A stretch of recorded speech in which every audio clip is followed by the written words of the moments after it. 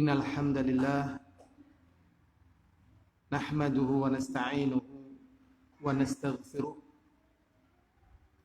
wa na'udzu billahi min shururi anfusina wa min sayyiati a'malina. May yahdihillahu fala mudilla lahu wa may yudlil fala hadiyalah. Asyhadu an la ilaha illallah wahdahu la syarika lah wa asyhadu anna Muhammadan abduhu wa rasuluh. Allahumma salli wa sallim ala sayyidina Muhammad wa ala alihi wa ashabihi wa man istanna bi sunnatihi ila yaumiddin wa ba'd. Tidak lupa pertama kali memang kita harus bersyukur kepada Allah atas nikmat yang sangat besar, di antaranya berkumpulnya kita di sini. Ini bukan hanya sekedar ibadah, tetapi juga mengangkat kebodohan. Jadi perbedaan antara ibadah dalam artian wirid, zikir, ataupun ibadah khusus yang lainnya dengan ibadah mencari ilmu. Kalau ibadah mencari ilmu, di samping mendapatkan pahala yang banyak, didoakan oleh makhluk-makhluk Allah, tanaman, ikan, para malaikat. Juga ibadah ini memiliki kelebihan, yaitu mengangkat kebodohan dari kita dan mengingatkan kita dari kelalaian. Jadi dengan kita berkumpul mencari ilmu seperti ini, kelalaian kita akan tersadar, sehingga kita harus bersyukur kepada Allah atas nikmat bisa berkumpul dalam kesempatan ba'da asar ini. Dan juga kita memuji Allah, menyanjungnya, memohon kepada Allah agar Allah senantiasa memberikan kepada kita kemudahan untuk bertazawud, untuk berbekal diri. Karena Allah SWT mengatakan tazawwadu fa inna khairaz zadit taqwa. Berbekalah kalian, dan sebagus-bagus bekal adalah ketakwaan, yaitu kita beramal dengan apa yang Allah perintahkan dan ikhlas karenanya, atau kita meninggalkan amalan juga karena ikhlas, ya, karena ikhlas, karena perkara itu dilarang, membahayakan. Ini sebagus-bagus bekal nanti yang akan bermanfaat kita menjalani kehidupan dunia ini, atau tatkala kita telah beralih kehidupan, yaitu di bawah tanah, sebagai awal kehidupan akhirat kita masing-masing. Jadi akhirat dimulai dari setiap individu meninggal dunia. Jadi begitu meninggal dunia, maka dia sudah memasuki alam akhirat. Masya Allah. Makanya berbahagialah, ya, pada acara ini kita berkumpul, berbahagialah. Memang dimanapun yang namanya ngaji, sebanyak-banyaknya yang ngaji tetap sedikit. Kenapa mboten? Sebanyak-banyaknya yang ngaji, ya, tetap sedikit dibandingkan misalnya kalau zaman dulu layar tancap. Zaman dulu, ya. Kalau zaman sekarang mungkin ya antum lebih tahu lah, ya. Antum lebih tahu. Atau ustadznya lebih tahu? Sama-sama tahu lah ya. Masya Allah. Gitu memang sedikit. Dan Allah SWT juga mengatakan wa qalilum min ibadiyasyakur, dan sedikit di antara hambaku yang bersyukur. Sedikit. Jadi berbahagialah wahai orang yang sedikit. Ya. Tapi walaupun sedikit tetap terhitung banyak. Walaupun sedikit tetap terhitung apa? Banyak. Supaya jangan sedih. Kalau sedikit dibilang sedikit, sedih.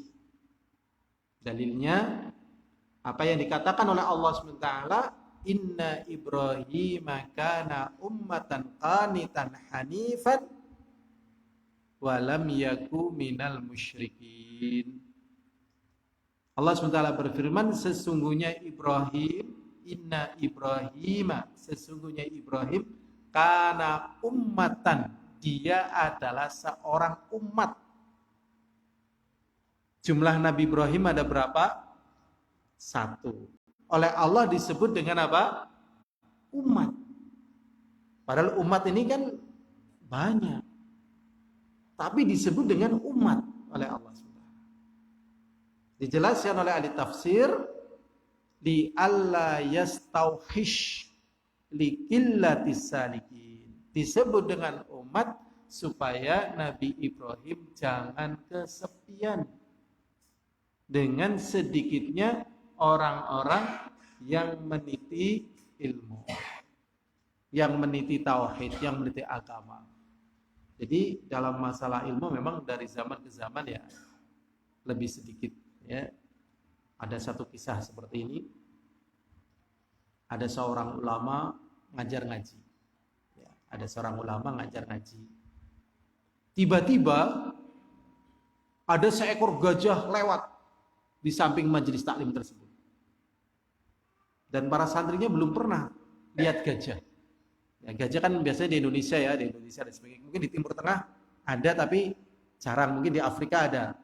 Ini di Timur Tengah, lihat gajah. Biasanya kan kalau di Timur Tengah apa? Onta. Onta. Ternyata tatkala ada gajah, semua santrinya kabur. Kabur. Tinggal satu santri yang nggak pergi. Kemudian ulama ini menanyakan, kenapa kamu nggak pergi? Ya karena saya ingin dengarkan taklim. Begitu. Bukan ingin lihat gajah. Dan biasa majelis taklim itu kalau di sini ada taklim, kemudian di tempat lain ada kecelakaan misalnya, kalau nggak sabar-sabar yang di majelis taklim pergi. Kenapa? Ada kecelakaan. Nah, Masya Allah. Makanya berbahagialah menjadi orang yang sedikit, walaupun banyak ya tetap sedikit. Ya itu sudah sunatullah. Hadirun rahimani wa rahimakumullah. Dalam kesempatan sore hari ini insya Allah kita akan membahas atau belajar bersama tentang keutamaan ibadah di saat manusia itu lalai. Berarti kalau orang lalai beribadah kepada Allah, yang jelas ini berbahaya.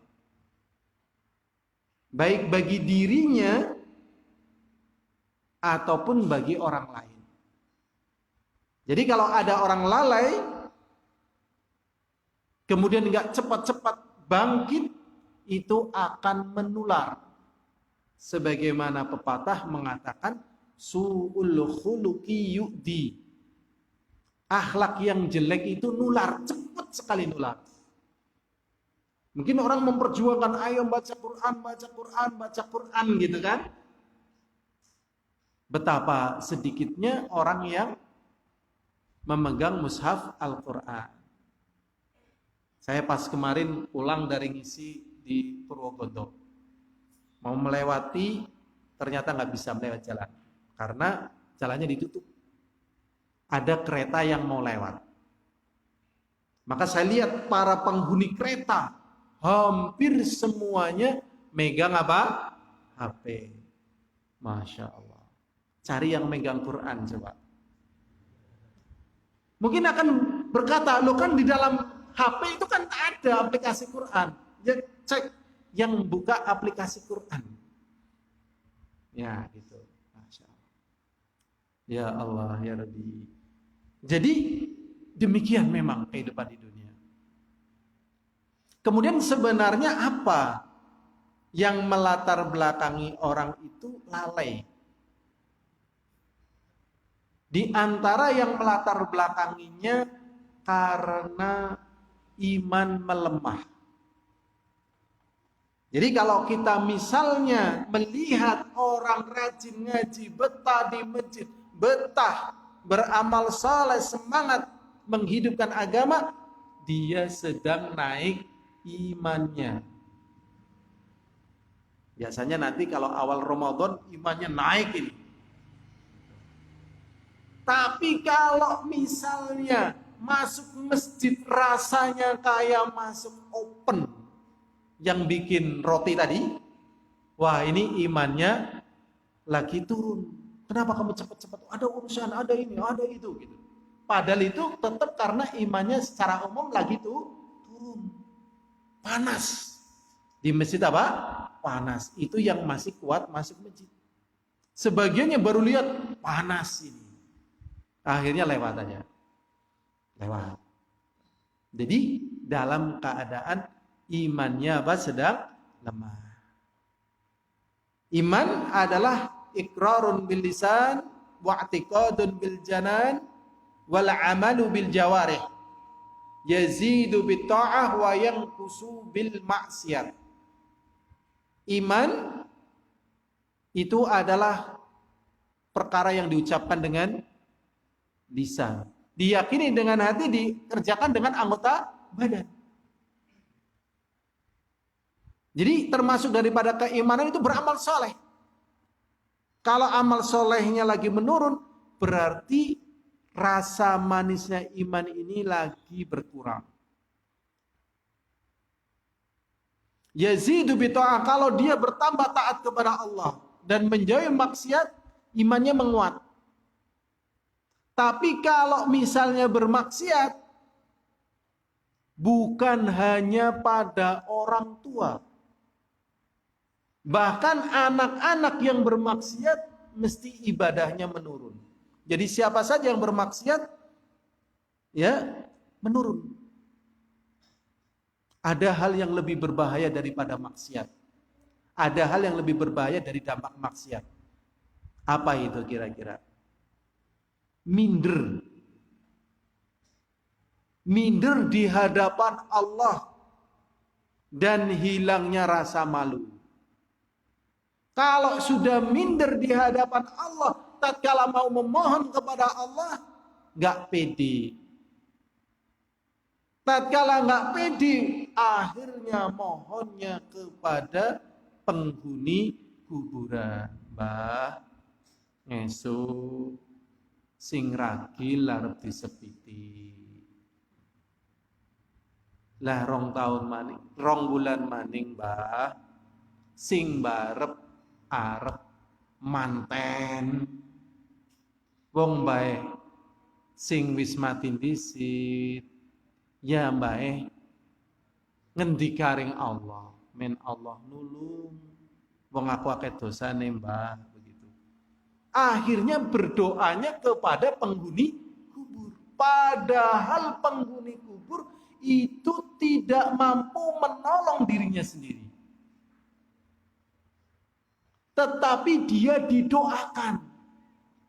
Makanya kalau ziarah ke kuburan Nabi, ya mendoakan Rasulullah. Assalamualaikum ya ayuhan Nabi. Pada sahabatnya juga demikian. Disebutkan Abu Bakar, Assalamualaikum. Ya, jazakallahu khairan. Terima kasih ya atas apa yang kau berikan dari kebaikan terhadap Islam. Didoakan.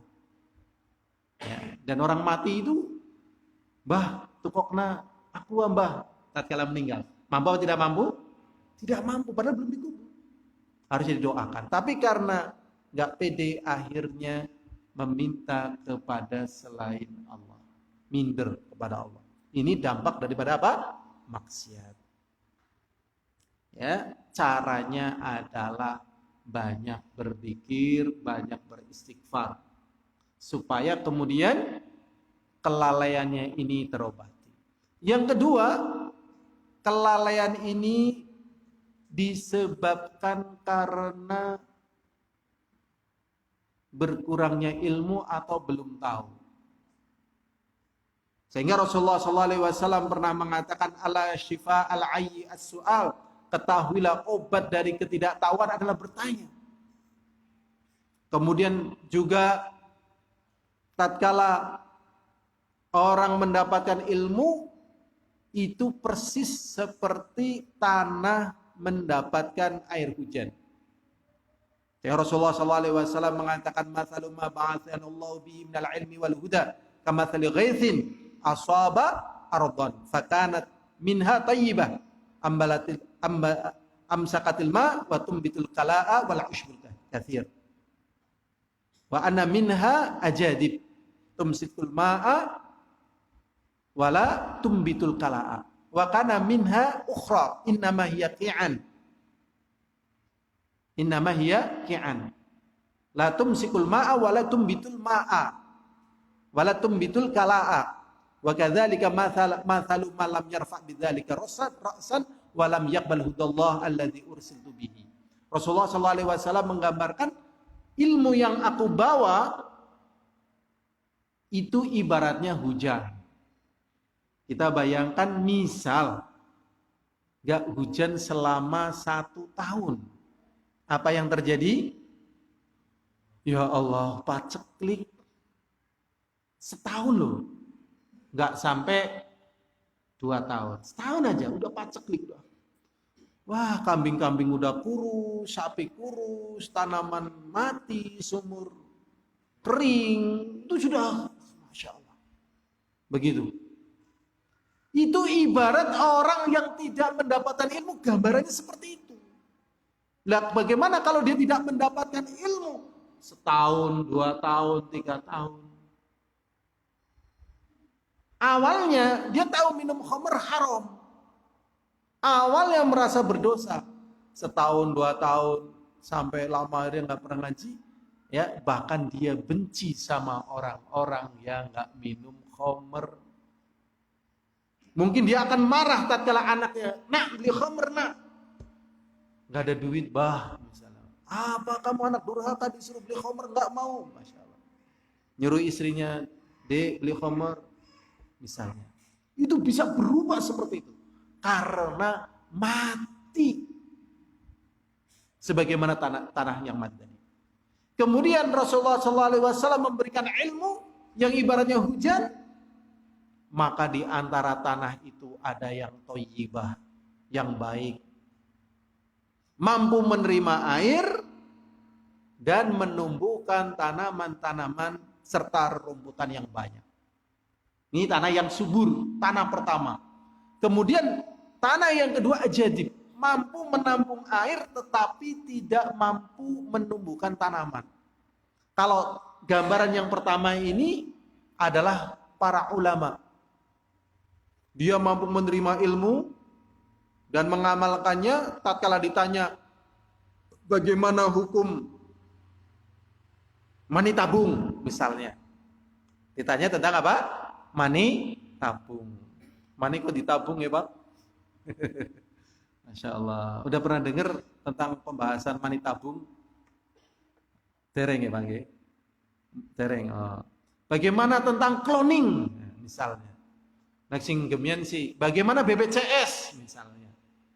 Ya. Bagaimana operasi plastik? Bagaimana bibir sumbing? Banyak sekali permasalahan-permasalahan. Lah, tatkala dia adalah orang yang dalam kategori ilmu yang pertama tadi dikeluarkan dalilnya. Dalilnya begini, permasalahan begini di sini. Itu ada ilmunya semuanya di situ, ya. Thalabul ilmi kalau belajarnya terus berlanjut nanti mempelajari cara bagaimana beristidlal dan cara bagaimana mengukur menilai kekuatan sebuah istidlal. dan benarnya atau salahnya orang beristidlal. Beristidlal itu ya artinya ya mengeluarkan sebuah hukum, berdalil begitu. Nah, ini golongan yang pertama, dalilnya begini. Sedangkan golongan yang kedua, dia kalau ditanya nggak bisa jawab. Ini hukum operasi bimbing sumbing apakah sama dengan operasi plastik misalnya? Ya kan? Apakah operasi plastik itu betul-betul mutlak haram? Nah, bagaimana operasi plastik yang terjadi pada orang yang luka bakar misalnya? Oh, saya nggak tahu. Saya ini bingung nih, ayat ini suratnya di mana ini? Bunyinya seperti ini. Oh, ini. Ini saya bingung hadis ini, saya nggak hafal. Tapi fotonya gini, ini di mana? Ini. Jadi kalau dia suruh mengeluarkan pengetahuan dia tentang hafalan dan seterusnya, dia bisa. Tapi kalau suruh menyimpulkan sebuah hukum, nggak bisa. Ini golongan yang kedua dan sama-sama bagus. Walaupun tak sebagus yang pertama. Kalau kita golongan yang keberapa ya? Ya, pokoknya lah ya. Golongan orang seneng ngaji lah ya. Lah, sedangkan yang ketiga ini golongan yang tandus. Yang tidak menerima petunjuk dan tidak mau perhatian dengan ilmu. Sehingga orang-orang yang jauh dari ilmu, orang-orang yang tidak mau ngaji, lama-lama terjebak pada lalai. Sampai tatkala dicabut nyawanya, dia minta tangguh. Laula akhartani ila ajalin qarib, ya Allah, aja mati siki ya Allah, sedih lama nih, aja mati siki ya Allah. Kira-kira bisa nggak ditunda? Aku kepengen ngaji maning ya Allah, kepengen sholat, kepengen sedekah, bisa nggak? Nggak bisa. Jadi kesempatannya ya sekarang ini. Jadi kalau kita peduli dengan diri kita, awake keselah orang mangkat ngaji, aduh, insya Allah nanti akan berdampak nyesel. Oh, kok sing dibahas sing ngaji, sing dibahas sing mari ngaji ya. Yang mari ngaji itu jauh lebih berat. Karena yang namanya orang mari ngaji, tatkala orang yang mau ngaji ini lagi tertidur atau lagi nyangkul atau lagi kerja, orang yang mari ngaji nyangkul tidur atau persiapan mau menyampaikan yang mau disampaikan dari perkara ngaji yang akan dibahas kira-kira. Mesti persiapan, minimal persiapan hatinya, banyak istighfar, banyak doa, terus ngecek yang sudah disampaikan ini sudah diamalkan apa belum. Ngecek lagi ini pembahasannya tepat apa enggak. Dicek terus itu, cek terus. Jadi orang yang ngaji tidur, orang yang mau ngajar ngaji lagi belajar. Tatkala yang lagi ngaji belajar, yang ngajar ngaji juga belajar. Tatkala yang ngajar ngaji, tatkala yang ngaji itu setelah ngaji tidur, yang ngajar ngaji ngoreksi lagi, mungkin ada yang salah begitu. Ya, perjuangannya begitu. Nah, ini berarti di antara penyebab lalai sebagaimana disebutkan. Makanya Rasulullah SAW pernah mengatakan halumma ala ziyadatil iman. Ayo, marilah kemari kita nambah iman biar jangan lalai. Ayo, gitu. Ayo, begitu diajak Rasulullah.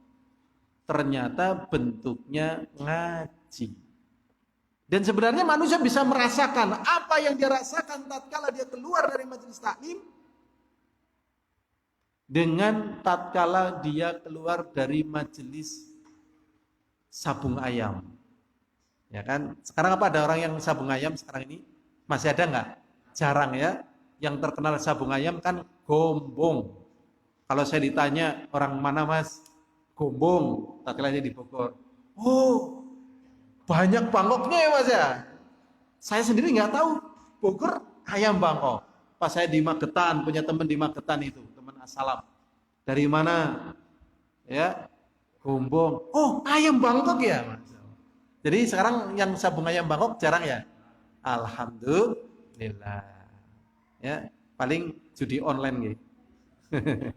Judi online sepi nggih seniki napa kata? Saya nggak ngikutin.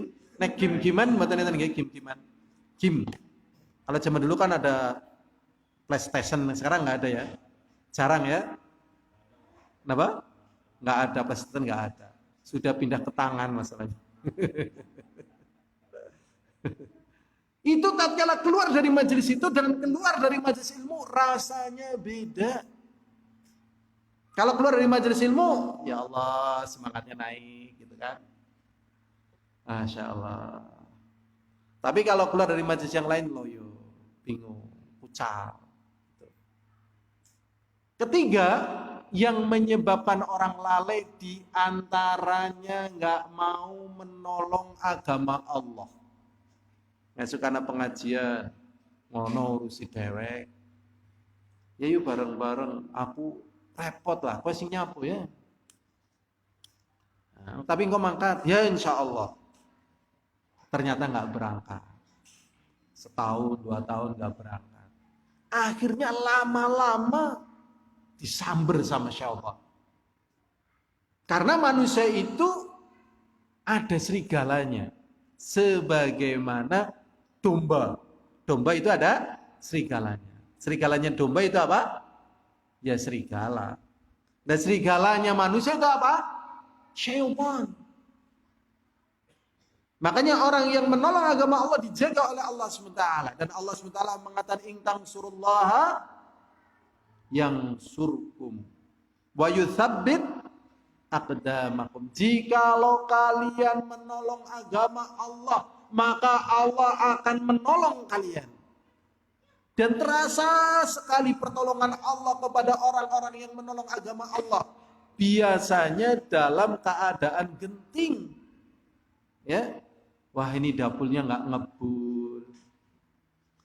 Ya, repot. Kelasnya kita kalau nggak ngebul selama 2 hari, kira-kira bagaimana? Nggak ngebul loh, selama 2 hari. Ini kira-kira gimana? Atau seminggu? Ya, dampaknya kira-kira gimana? 2 hari, atau tambah lagi seminggu, kira-kira gimana dampaknya? Mas lah, aku jujuk na Bali baik. Lah apa orang sabar, yang orang ngebul dapure, udah orang sabar mas, jujuk na Bali baik.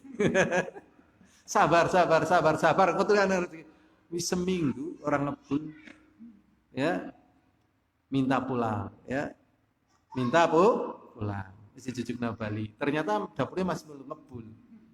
Wis ngesuk mengkau apa ya mas lah. Masya Allah, ya, ada ngurusi ya, gugat cerai biasanya. Nah Rasulullah SAW pernah bersama Aisyah radhiyallahu taala anha, dapurnya itu nggak ngebul selama 40 hari. Ma wajadna arba'ina yauman illa aswadan. Kami tidak menjumpai selama 40 hari kecuali aswadan, yaitu kurma dan air. Jadi ndaharemu kurma tok karo banyu tok. Dan kurmanya mungkin dalam jumlah yang sedikit. Paling beberapa butir untuk 1 hari. Masya Allah. Kuat ya? Ah, ya Allah. Kita kalau diuji kayak gini ya Allah mungkin lah tak futur bae lah. Ngaji kayak ekonomi seretak futur bae lah. Orang ngaji-ngajian gitu ya. Masya Allah. Orang ngaji-ngajian mumet guys. Ya. Nah, biasanya kalau seperti ini kemudian datang pertolongan Allah berupa rezeki. Makanya dibahas oleh para ulama karomah di masa sahabat dengan karomah di masa kita akhir zaman lebih banyak terjadi karomah di akhir zaman. Karena apa? Mereka imannya kuat. Kalau kita imannya dibandingkan mereka lemah. Sehingga nggak sampai drop sekali sudah. Ditolong oleh Allah. Ditolong oleh Allah begitu. Dan Allah SWT juga mengatakan wa kana haqqan alaina nasrul mu'minin, dan bahwasannya wajib bagi kami kata Allah menolong orang-orang yang beriman. Ya insya Allah di antara kita ya insya Allah belum ada yang ngalami seperti Rasulullah 40 hari dapur nggak ngebul. Ya entah apalah mesti ngebul ya. insya Allah ngebul. Ya, dan di masa kita ini ada makanan-makanan yang diacuhkan. Padahal kalau dimakan kenyang. Budin, apalagi mondol, sedut, ya kan? Kalau dimakan kenyang apa tidak kenyang? Kenyang. Kenyang ini bermanfaat dan itu murah. Murah itu, ya. Nah, kalau kita agak perhatian, masya Allah, ini bisa menghemat. Alhamdulillah, azani wa azakumullah.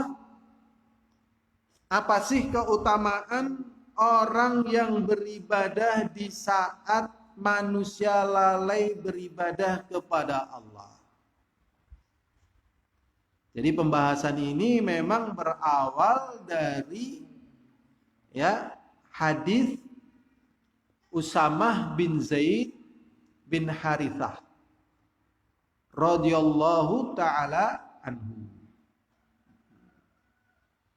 Yaitu tatkala ditanya, ya Rasulullah, mengapa engkau berpuasa lebih banyak pada bulan Sya'ban yang engkau tidak banyak berpuasa sunnah di selain bulan Sya'ban? Ini latar belakang pembahasan ini dibahas. Maka Rasulullah SAW mengatakan, ya, bulan Sya'ban itu adalah syahrun yaghfalun nasu fihi wa yarfa'u bihil a'mal. Karena pertama orang lalai beribadah, sehingga Rasulullah hidupkan dengan ibadah. Kemudian diangkatnya amalan. Ya, ini yang melatar belakangi judul. Tetapi kan permasalahan lalai ini bukan hanya pada perkara ini. Banyak sekali pembahasan-pembahasan yang mengingatkan agar manusia itu jangan lalai. Banyak sekali. Ya, karena memang hidup di dunia ini adalah amalun bila hisab. Ya, sedangkan besok di akhirat hisab bila amal. Jadi di dunia ini mau berbuat jahat sejahat-jahatnya, mau berbuat kafir sekafir-kafirnya, atau mau beribadah seibadah-ibadahnya, atau mau taat setaat-taatnya, ya hasilnya sama-sama nggak kelihatan. Begitu, ya. Jadi yang berbuat jahat juga nggak apa-apa, karena di dunia beramal tanpa hisab. Tapi besok tatkala manusia itu mati, dihisab terus, walaupun berteriak-teriak ingin kembali ke dunia dan ingin beramal saleh, tetap nggak diberi kesempatan, disiksa terus sudah. Ya. Makanya kalau dalam pembahasan ilmunya Allah secara akidah Ahlussunnati wal Jamaah, Allah itu mengetahui perkara yang belum terjadi, yang sedang terjadi, dan perkara yang akan terjadi. Tatkala Allah SWT mengkisahkan tentang orang-orang yang berada di neraka, ingin dikembalikan oleh Allah ke dunia, dan dia akan mengatakan beramal soleh. Nanti tatkala di dunia, Allah mengatakan kamu tidak mungkin beramal soleh. Apakah penduduk neraka itu dikembalikan lagi oleh Allah ke dunia? Tidak. Berarti ilmunya Allah meliputi perkara yang belum terjadi.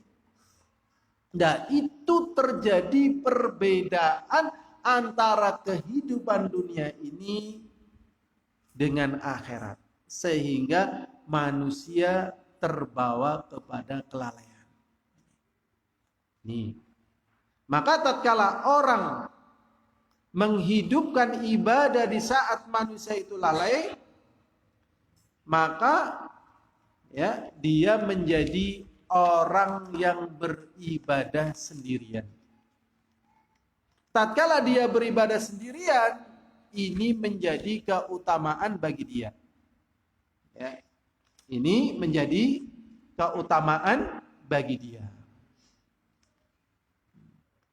Makanya yang dilakukan oleh Nabi kita Muhammad SAW dan juga para sahabat, Di antaranya mereka menghidupkan sholat di antara sholat maghrib dan sholat isya. Di sholat maghrib, ya tetap di masjid sampai Masya Allah lewat jam 8, jam 9, 10, aduh sudah pada ngantuk-ngantuk itu. Para sahabat sudah ngantuk-ngantuk. Sampai jam 11, sampai menjelang jam setengah 12, baru Rasulullah keluar. Tatkala manusia sudah tidur dan Rasulullah mengatakan ini sebenarnya waktu yang paling utama tatkala orang mengerjakan sholat isya. Coba kira-kira yang mengerjakan sholat isya sampai menjelang akhir malam, ya, akhir malam yang pertama atau pertengahan malam jam 12, ya, kalau akhir pertengahan malam kan jam 12 malam.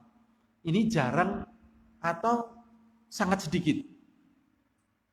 Ya jelas jarang dan sangat sedikit. Padahal itu waktunya. Kalau tidak memberatkan, Rasulullah akan menghidupkan sholat isya jam-jam itu. Karena orang yang menunggu waktu isya setelah dia sholat maghrib terhitung dalam keadaan sholat. Masya Allah. Kira-kira kita sholat dari jam setengah 7 sampai setengah 11 nggak berhenti, kuat apa tidak kuat? Dur loh, kuat apa nggak kuat kira-kira? Ya misalnya kuat ya perkasa lah ya. Walaupun saya pernah ya tarawehnya itu mulai dari jam 8 selesainya setengah 4. Jadi satu rakaatnya 1 jam. Jadi 2 rakaatnya berapa? 2 jam. Jadi berdiri 1 jam itu ya lumayan rasanya. Imamnya ada 2 itu. Masya Allah. Masya Allah. Nah ini dibutuhkan kejujuran. Karena kalau kan taraweh itu kan, kalau misalnya bolos 2 rakaat aja, itu sudah bisa buat tidur 2 jam. Ah keselah, bolos, tidur di kamar 2 jam. Berangkat lagi ngejar 2 rakaat, 10 menit jadi sudah. Masya Allah. Nah ini orang yang menunggu waktu maghrib ke isya, jarang. Ya, jarang. Maka ya menjadi pahalanya besar. Hadirun azani wa azakumullah. Dan Rasulullah SAW mengatakan aqrabu ma yakunu rabbu minal abdi fi jawfil lail al-akhir. Dan sesungguhnya posisi yang paling dekat antara hamba dengan Allah itu yaitu kalau sudah dalam malamnya itu, sudah tengah malam tadi. Ya.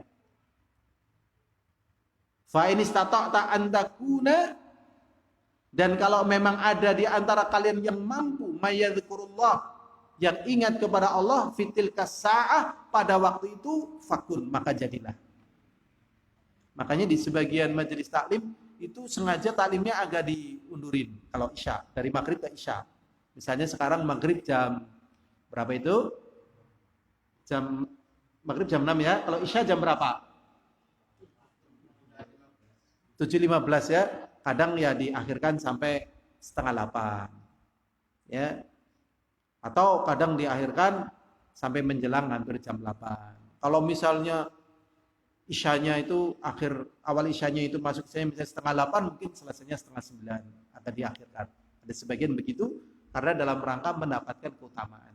Tapi kadang yang demikian itu kalau terjadi di masyarakat bisa dimarahi, diprotes, dening barang ngaji adane kewengen, ya kan? Ya kan? Iya. Nah, ini yang kebalikannya sholat asar, ya kan? Kalau sholat asar itu kalau adanya kasik, maksudnya masuk waktu terus adzan, di sebagian tempat diprotes. Mengapa kowe adzan kasik? Gara-gara kowe adzan sing macul pada bali. Jadi kowe ngarep adzan asar 4:30. Gitu. Padahal Rasulullah marah sekali kepada musyrikin yang menjadikan sebab Rasulullah terlambat sholat asar dan mengatakan mala Allahu kuburul musyrikin alladzina yamna'uni anis salatil asr. Semoga Allah memenuhi kuburan orang musyrikin yang telah menghalangi kami dari sholat asar tepat pada waktunya. Ini. Jadi terjadi, masya Allah, ya, perbedaan. Berikutnya hadirun azani wa azakumullah. Keutamaan yang kedua, tatkala orang mengerjakan amalan di saat manusia itu lalai mengamalkannya, manfaatnya, pahalanya lebih besar. Pahalanya apa? Lebih besar. Ini di sini disebutkan tentang doa masuk pasar. Mungkin di sebagian kita kalau masuk pasar doa, tapi umumnya kayaknya lupa. Ingatnya kalau pas masuk taklim. Ini untuk orang-orang yang ngaji. Kalau untuk orang-orang yang ngaji, boro-boro lupa doa masuk pasar, kadang juga lupa belum sholat. Sholat subuh disit, Mbah, orang yang telat.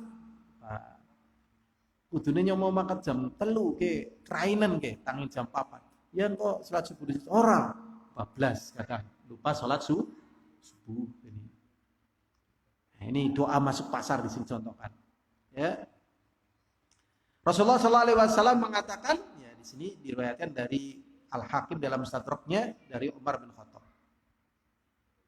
Rasulullah mengatakan, man dakhala suqa, barang siapa yang masuk pasar kemudian dia berdoa, la ilaha illallah wahdah, tidak ada ilah yang hak kecuali Allah semata, la syarikalah, yang tidak ada sekutu baginya, lahul mulku wa lahul hamdu, baginya kepemilikan dan baginya segala pujian, yuhyi wa yumit, Allah adalah zat yang maha hidup dan menghidupkan, wa yumit, dan Allah adalah zat yang mematikan, wa huwa hayyun la yamut, sedangkan Allah adalah maha hidup dan tidak mati.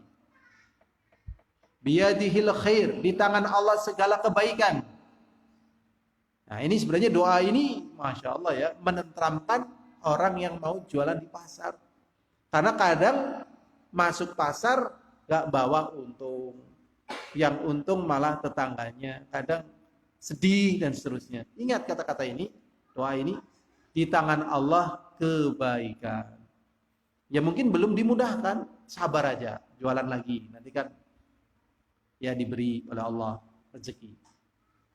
Biyadil khair, di tangan Allah adalah kebaikan, wa huwa ala kulli syai'in qadir, dan Allah terhadap segala sesuatu kuasa. Ini doa masuk pasar.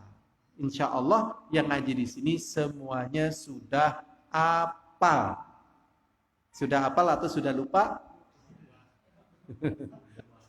Belum hafal, apa malah baru dengar. Masya Allah ya, padahal agama itu kan berulang ya, tapi tetap aja ada hal yang lupa. Makanya lupa itu musibah besar, walaupun kadang nikmat ya. Musibah besar, coba Nabi Adam tahu nggak kalau buah larangan tersebut yang sering disebut dengan buah khuldi, itu kan buah larangan namanya.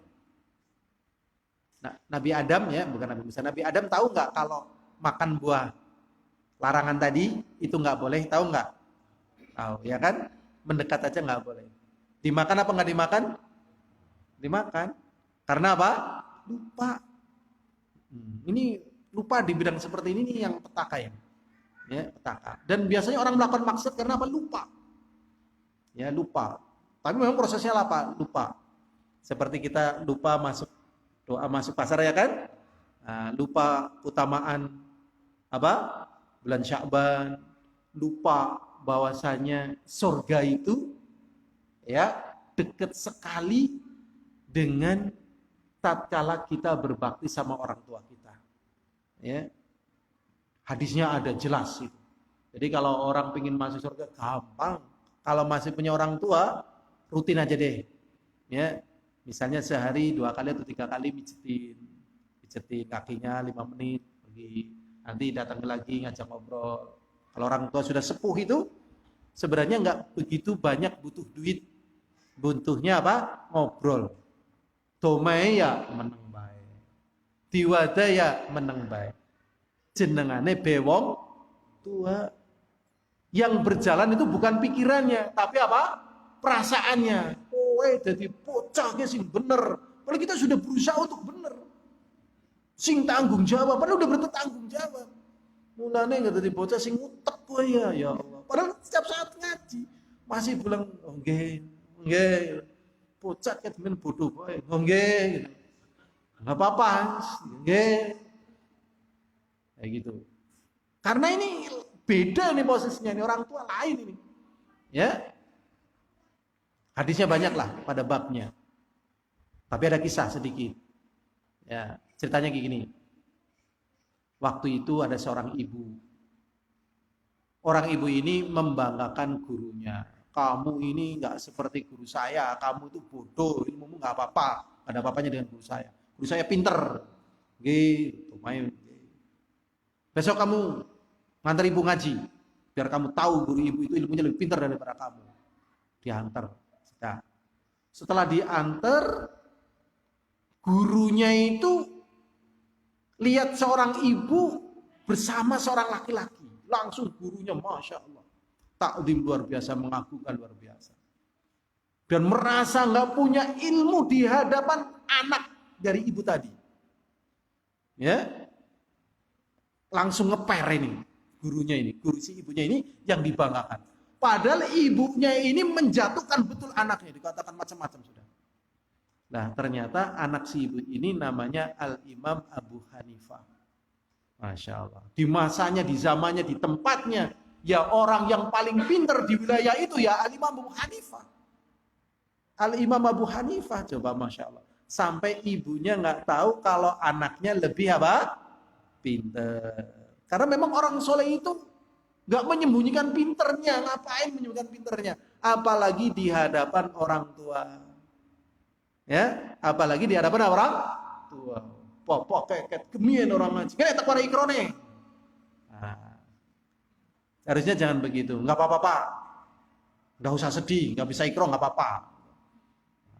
Nggak apa-apa, santai aja, Pak. Nih, kalau Bapak ngaji saya udah seneng, tak ajarin. Dan ternyata di Yaman itu ada kakek-kakek dipanggilnya Syekh, itu belajar ikro, bayangkan. Kakek-kakek loh. Namanya Syekh Ali. Waktu saya waktu di Yaman, ada seorang kakek-kakek ngaji sama cucunya. Dipanggilnya sama Syekh Ali. Tapi baca Quran aja belum bisa. Jadi udahlah.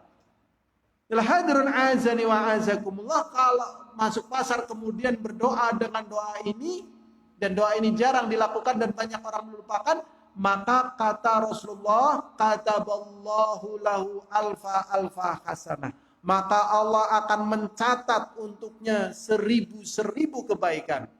Maknanya 1.000.000 kebaikan. Wa maha anhu alfa sayyi'ah, dan Allah akan menghapuskan darinya 1000 kejelekan. Berarti berapa? 1.000.000. Sewune sewu pira? 1.000.000. Sejutanya 1.000.000 pira? Miliar nggih. Oh, semiliar sejutanya 1.000.000. Oke nggih? Masya Allah. Padahal ya Allah ya, udah pernah dapat uang semiliar? Belum ya? Makanya orang-orang yang pada korupsi dosa loh.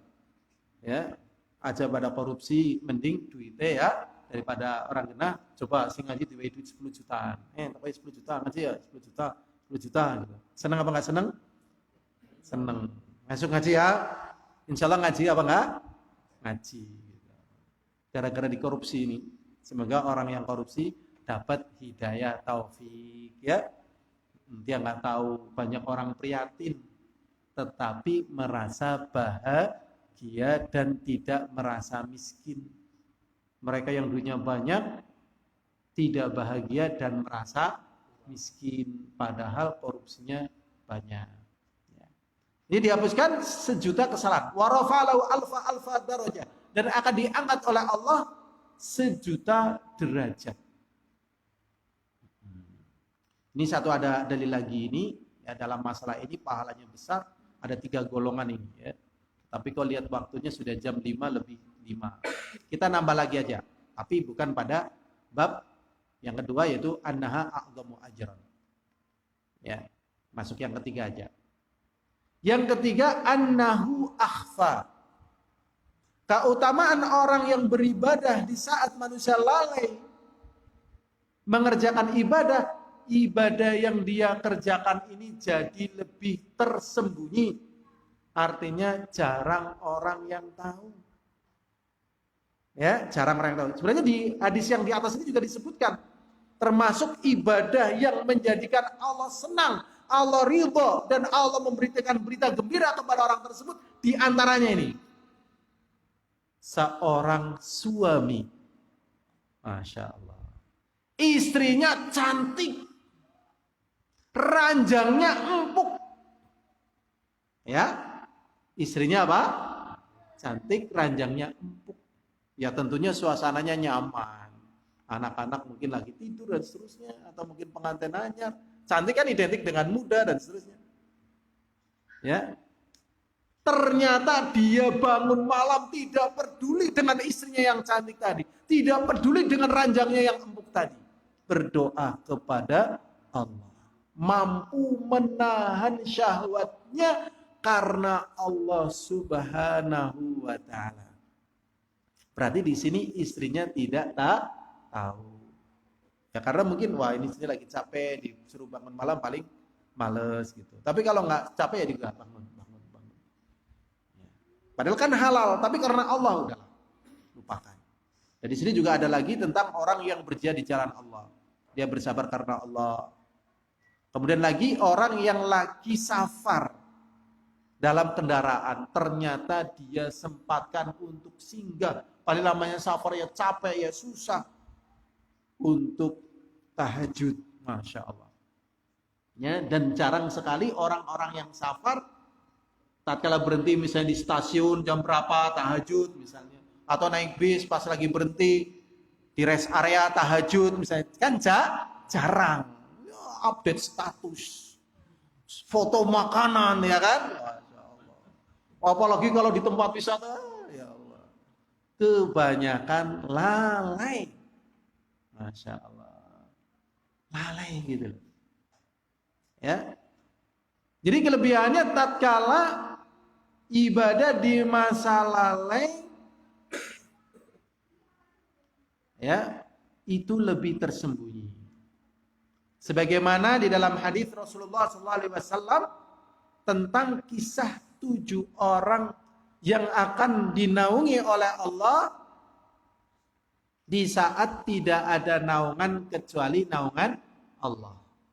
Rasulullah SAW mengatakan sab'atun yudhilluhumullahu fi dhillihi fi yawma la dhilla illa dhilluh. Allah Subhanahu wa taala akan menaungi 7 golongan di saat tidak ada naungan kecuali naungan dari Allah. Di antaranya adalah man tasaddaqa fa akhfaha ya hatta la ya'lamu shimaluhu ma tunfiqu yaminuhu. Insyaallah. Yaitu orang yang bersedekah kemudian disembunyikan sedekah tersebut sehingga tangan kanannya pun tidak tahu, tangan kirinya tidak tahu apa yang dibelanjakan oleh tangan kanannya. Digambarkan seperti itu, maksudnya sangat primpennya tadi. Ya. Kemudian juga ada orang yang bangun malam kemudian berdoa kepada Allah. Kemudian dikatakan Rasulullah fafadat aina. Kemudian air matanya itu bercucuran. Jadi yang belum bisa menangis latihan menangis. Kalau tidak bisa paksa untuk menangis. Nah ternyata sudah dipaksa kok nggak bisa menangis. Ya menangislah karena tidak bisa menangis. Begitu. Jadi menangis ini ada yang tercela, ada yang terpuji. Jadi Al-Imam Ibnu Qayyim Al-Jauziyah di dalam kitabnya Zadul Ma'ad itu membagi jenis-jenis menangis. Kalau nggak salah ada 7. Di antaranya adalah menangis karena bayaran. Itu menangis karena apa? Bayaran. Contohnya kayak anu mbahku mati. Mesuk Pokoknya pada nangis kabeh, tak bayar 10.000-an apa 1.000-an. Undang sakake wong kon pada nangis. Kenapa? Karena kalau semakin banyak yang nangis, berarti sosok ini adalah sosok yang dicinta. Berarti pamornya naik. Ada juga nangis karena ikut-ikutan. Kene pada nangis kabeh. Akhirnya ning takoni kowe dening nangis nang apa? Aku orang ngerti. Wong pada nangis aku ya melu. Lah ini nangis yang ini terpuji. Ya, tatkala kepada Allah nangis, latihan nangis. Itu akan melembutkan hati. Ya, melembutkan apa? Hati. Dan masih banyak lagi ya tentang masalah itu, pahalanya besar ya. Ya karena tersembunyi tadi. Tapi ini kalau ini diujikan kepada kita, Masya Allah, kayaknya kita nggak mampu. Ya. Tapi kalau mau diuji coba, mau nggak kira-kira ini? Ya kira-kira sih kalau terjadi pada kita nggak mampu. Tapi pertanyaannya, mau nggak diuji coba dengan perkara ini? Pertama, perempuannya cantik. Sudah. Cantik. Yang kedua, punya pangkat. Masya Allah. Yang ketiga, punya jabatan, punya harta tadi. Yang keempat, ya, cantik, punya kedudukan, punya harta, nggak ada siapa-siapa. Yang kelima, perempuannya cinta. Ini, ya. Kemudian laki-laki ini juga sedang merantau, belum menikah, diajak sini nak. Masya Allah. Yang manggil apa? Cantik, kaya, banyak harta, dan seterusnya. Masya Allah, nggak ada orang tahu di perantauan. Ya, ini sebenarnya si laki-laki ini juga menaruh hati karena cantik tadi. Nggak ada yang tahu. Kira-kira kalau diujikan kepada kita seperti ini, mampu apa tidak mampu? Wah, berat sekali. Sangat berat sekali. Kemungkinan besar gagal. Maka kita jangan ya diuji yang demikian ini. Ya. Karena ini membuat peluang semua, cantiknya ya, tidak ada orangnya dan seterusnya di perantauan iya. Aman, nggak ada yang tahu. Tapi kemudian mengatakan, ini akhafullah, aku nggak mau karena aku takut kepada Allah. Wah akhirnya mau lari nih pemuda ini. Wah, akhirnya rebutan pintu ini. Berarti kan sudah serem ini, udah di dalam ruangan rumah, di dalam kamar kan lebih aman tapi mengerikan ini. Ini bukan ngeri-ngeri sedap bukan ya. Ini ngeri betulan ngeri gitu ya. Kalau ada orang kan kadang ngomongnya ngeri-ngeri sedap. Enggak, ini ngeri. Berbahaya ini, bisa kejebak. Wah, akhirnya karena perempuannya sudah cinta, dan namanya perempuan kalau sudah cinta seperti ini ngeri nih. Makanya bagi laki-laki jangan berani-berani membuka hati wanita kalau nggak mau dinikahi. Kalau hati ini sudah terbuka, udah cinta, kemudian wanita ini tidak mendapatkannya, maka sebaliknya mati kowe. Begitu. Daripada dirimu tidak bersama diriku, lebih baik kamu mati. Begitu, perempuan nih. Jadi perempuan ya kayak gitu itu. Kalau tanya tentang perempuan, jangan kepada perempuan. Nggak bakalan jujur. Tanyanya ke siapa? Ke dalil Al-Quran atau hadis itu membicarakan tentang perempuan di situ. Tanyanya di situ.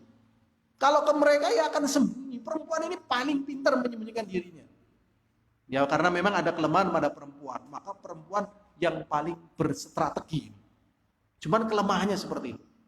Wah, akhirnya kalau dia sudah diajak dirayu gombal nggak mau, laki-laki mau lari, rebutan pintu.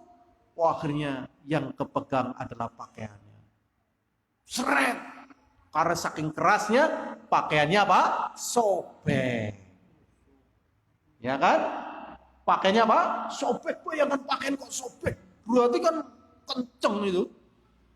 Antum bayangkan nggak pakaian di zaman Nabi Yusuf itu seperti kita? Atau lebih tebal? Pakaiannya di zaman Nabi Yusuf, ini kan tentang kisah Nabi Yusuf. Berarti kan pakaiannya Nabi Yusuf di zaman itu. Dengan pakaian sekarang kita ini, kira-kira tebel mana, kuat mana? Kuat di zaman kita atau Nabi Yusuf? Nabi Yusuf lah, wong teknologinya juga kita nggak tahu. Bisa jadi pakaiannya kain benang kandel-kandel yang kuat, kalau tarik nggak bakalan sobek. Ini sobek, bayangkan. Kalau pakaian zaman kita kan tipis-tipis. Karena bahannya halus-halus sudah, meningkat sudah, sobek. Ternyata katalah di sidang, Masya Allah masih bisa berkelit dia, Masya Allah. Nggak peduli nih cinta ya, pokoknya dia gitu.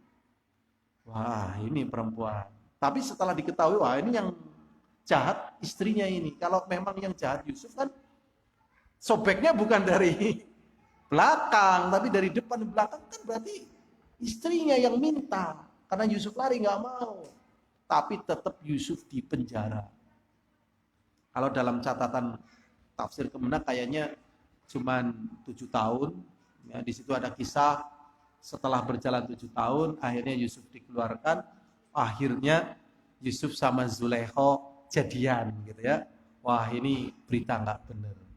Paling ini dari Israiliyat. Ya kemungkinan Yusuf itu di penjara sekitar 80 tahunan, lama. Masya Allah. Nah inilah orang yang beribadah di waktu yang lebih primpen, pahalanya lebih besar. Makanya tatkala orang lalai kemudian dia beribadah, ini ya menjadi lebih besar pahalanya karena lebih tersembunyi. Kemudian berikutnya lah hadirin azani wa azakumullah. Ya, satu lagi ya karena waktunya sudah habis. Tatkala orang beribadah di saat orang lalai jauh lebih berat, lebih susah. Lebih susah. Makanya Rasulullah SAW mengatakan bada al-islamu ghariban wa sayaudu ghuraba'u kama bada fatuba lil ghuraba. Awalnya Islam enggak ada yang mau. Dan orang yang menjalankan Islam ya siap-siap aja itu. Dibully, dan seterusnya. Nanti Islam kembali asing. Tetapi kata Rasulullah, berbahagialah orang yang asing. Berarti kebanyakan orang meninggalkannya, kemudian dia mengamalkannya. Lebih berat. Ya.